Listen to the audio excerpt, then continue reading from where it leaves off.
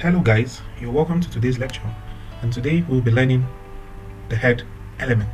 Recall from the previous videos that we said that the three major constituents of a web page should be the header, the head element, the body element, and the HTML element. Without these three elements, your web page can never be rendered properly. So I've opened the file and named it head.html in my Visual Studio Code. So I'd like you to type in the following code.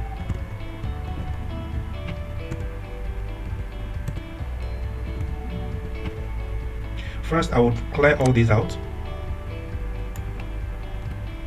Let's start by describing the title tag.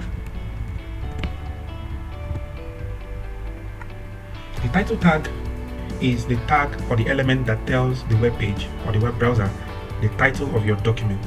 You ought to specify the title of your document in the title tag. Note, it must be text only and it is compulsory. The reason you need to put your title tag is because it aids search engines to search and index your web page, and it's also important for search engine optimization. It is this title that is shown at the title of your browser, at the toolbar of your browser. So let us set the title of this web page to Introduction to Headers.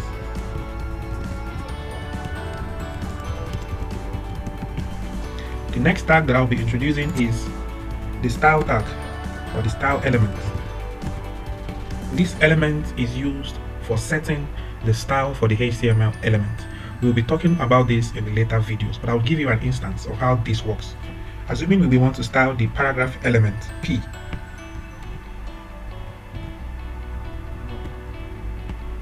can start by saying color. And that is all. What this does is it sets the color of the text or the font in the paragraph element to aquamarine. The next element in the head element that we will be talking about is the link element. The link element defines the relationship between your current document and an external resource. It is used especially when you have to make reference to another file, like a CSS file, a JavaScript file, or any other resource stored on the internet or on a content delivery network. It has two attributes, the REL and HERF. The REL stands for relationship. This is where you specify the type of file.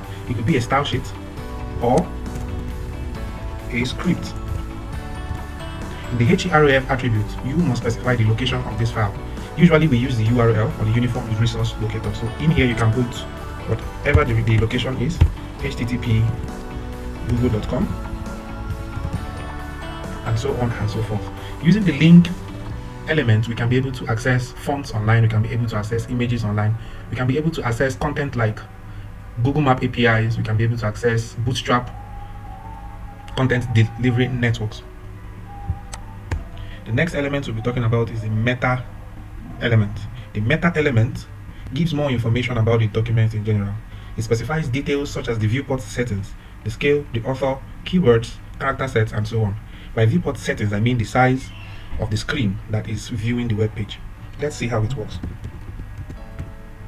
Now, one thing to note is this: the meta tag does not have a closing tag. It only has a start tag and does not have a close tag. So here we're going to impute different attributes that give the browser more information on the web page. The first that we'll be discussing is the character set.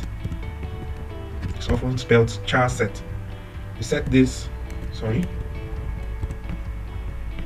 One thing to note is this: all attributes must be defined in the start tag, the opening tag or the start tag. So we say char set. The char set stands for the character set.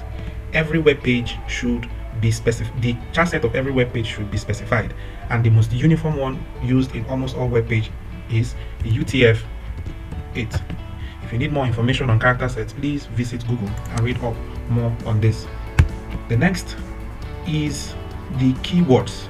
It is important for you to define the keywords in your meta tag. This helps for search engine optimization. It enables Google to index your website and make it more accessible to the right searchers. Now we will be specifying the name of the stuffs that are inside the document. So we can say meta. In here we can specify the name. We can say keywords. Then under keywords, we can specify what those keywords are by adding the attribute content. Its content, we can say intro, say HTML, you can say headers.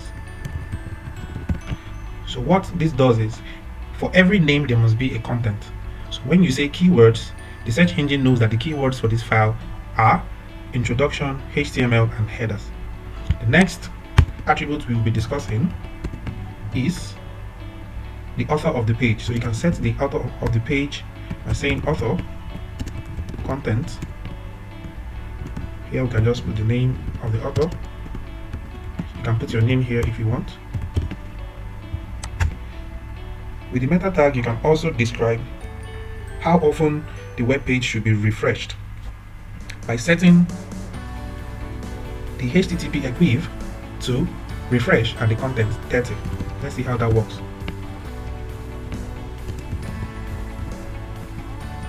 Set here to refresh,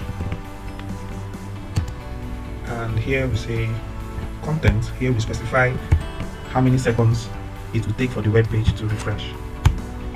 We can also set the viewport settings. Here, like I said, the viewport is basically the screen. So with the viewport settings, we can just say name viewport,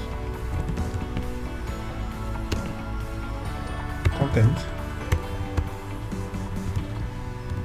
width equal to device width, initial scale. Sorry, I made a mistake.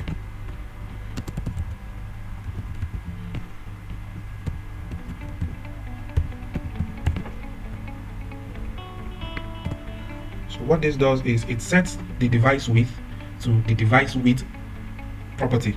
So basically when the web page loads, it adjusts the size to match the viewport, and the initial scale property sets the zoom level to 1.0. If this changes to 2, the web page is zoomed 2 times the normal size. To display a HTML page correctly, the browser must know each and every one of these, especially the character set that is being used. If you want to know more about this, check the comment section to get a link for further reading.